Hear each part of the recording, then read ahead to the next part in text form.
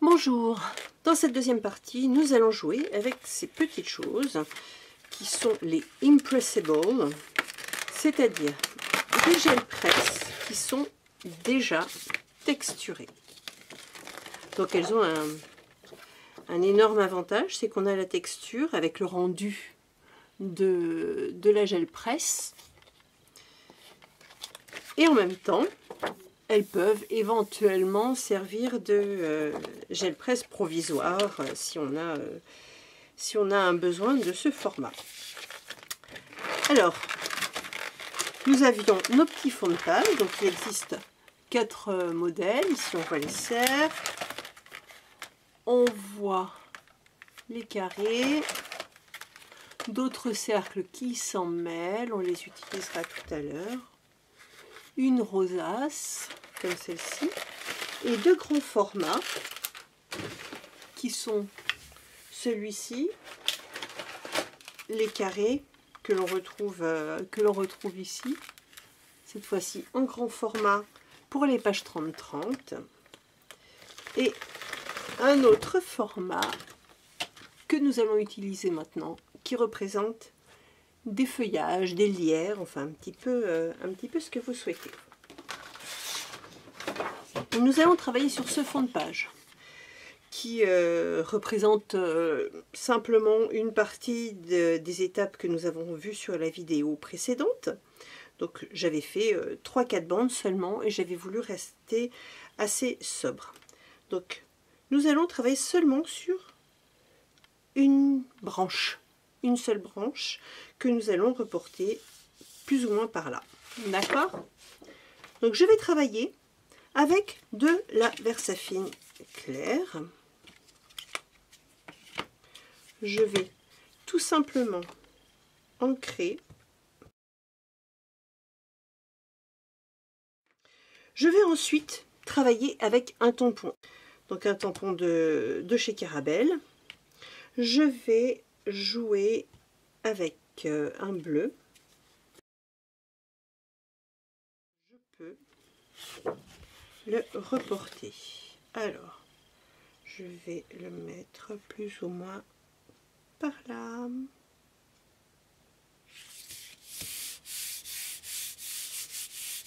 Et exactement comme je le fais avec une gel presse plate, une gel presse traditionnelle, je reporte en frottant.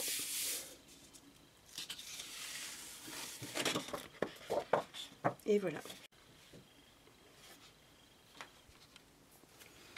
Et je continue avec mes autres fonds de page et d'autres textures.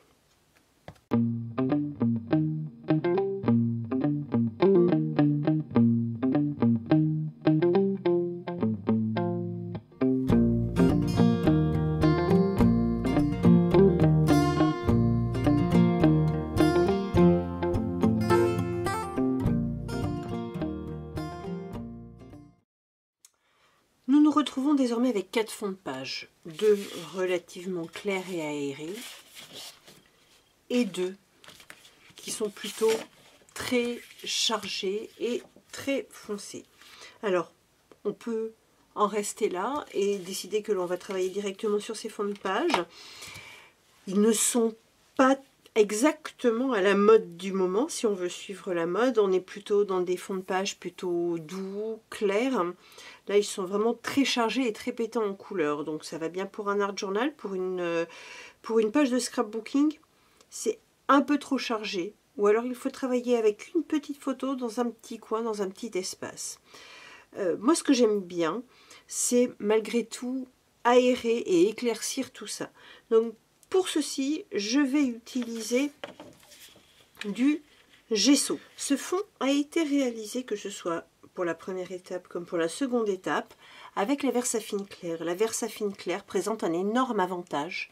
Elle est résistante à l'eau.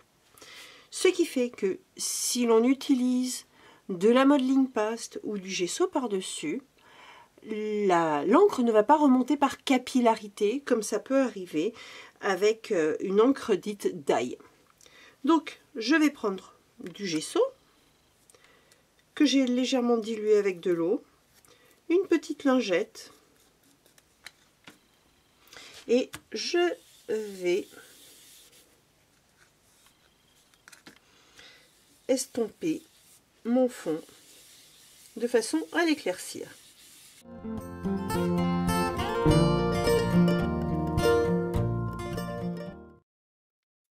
Arrive ce dur moment où il faut choisir les photos en fonction du papier ou le papier en fonction de nos photos. Ici, j'ai diverses photos qui sont dans diverses orientations, photos en couleur et photos en noir et blanc. Par exemple, déjà le choix de la couleur, couleur ou noir et blanc. Ici, par exemple, on a une photo qui est dans un esprit assez psychédélique. Nous étions avec ma fille dans une boutique et on a essayé des lunettes qui nous paraissaient très drôles, puisque là j'ai des lunettes qui sont octogonales, et on a fait un shooting photo rigolo. Donc cette page, ce fond de page irait très bien avec l'esprit de la photo. Le souci, c'est que les couleurs ne s'accordent pas extrêmement bien, à mon sens, dans la mesure où le bleu n'est pas exactement le même, où moi j'ai un bordeaux, on le retrouve éventuellement un petit peu ici, mais bon, ça ne me semble pas le plus judicieux. Donc j'ai tiré la photo en noir et blanc. Maintenant, la question est de savoir où est-ce que je vais la mettre. Là, je me fie finalement à la position des personnages sur la photo. Moi, je suis orientée comme ça. Ma fille est orientée comme ça. Ma fille est devant. Donc, c'est elle qui domine la photo. Donc, j'aurais plutôt tendance à la positionner comme ça. Concernant les autres photos, donc naturellement, ma fille qui regarde de ce côté-là aura plutôt tendance à se situer de ce côté. Si je prends ce fond de page, au niveau des couleurs, ça fonctionne.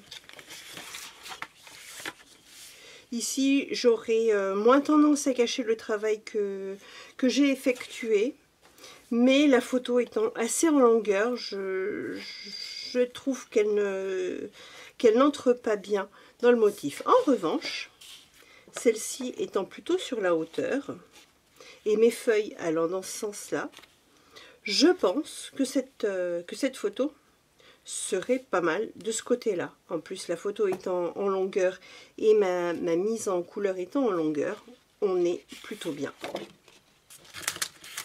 Reste ces trois photos. Alors, je peux utiliser ce fond de page, par exemple, pour celle-ci. Pour celle-ci, ça se marierait bien au final. Éventuellement, je peux jouer avec celle-ci. Ça me permettrait d'avoir une photo centrale et puis une liaison entre les deux. À moins que je tourne mon fond de page comme ça et que je la mette, par exemple, ici ou ici. Voilà. Donc je peux jouer avec celle-ci. Reste cette page-là, qui je trouve ne s'accorde pas particulièrement bien avec les photos qui me restent. Donc je verrai si j'en fais quelque chose un petit peu plus tard. Je vais donc essentiellement me concentrer sur cette page-là.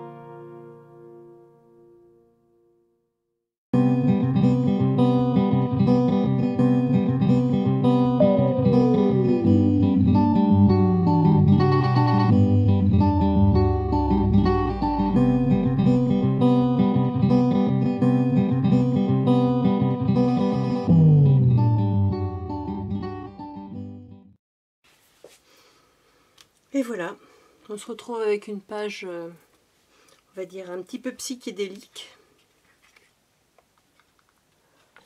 J'ai ajouté des gouttes brillantes pour rappeler le titre. Le titre que j'ai pris dans des couleurs que j'avais déjà sur mon fond de page, donc le vert et le bleu, et que j'ai mis de cette couleur-là pour contraster, pour qu'il ressorte bien sur mes couleurs plutôt chaudes. J'ai travaillé deux de mes autres fonds de page exactement de la même façon, donc avec le même pochoir, avec les mêmes tampons, exactement de la même façon, et je peux continuer ces deux pages sur le même schéma. Voilà, à bientôt!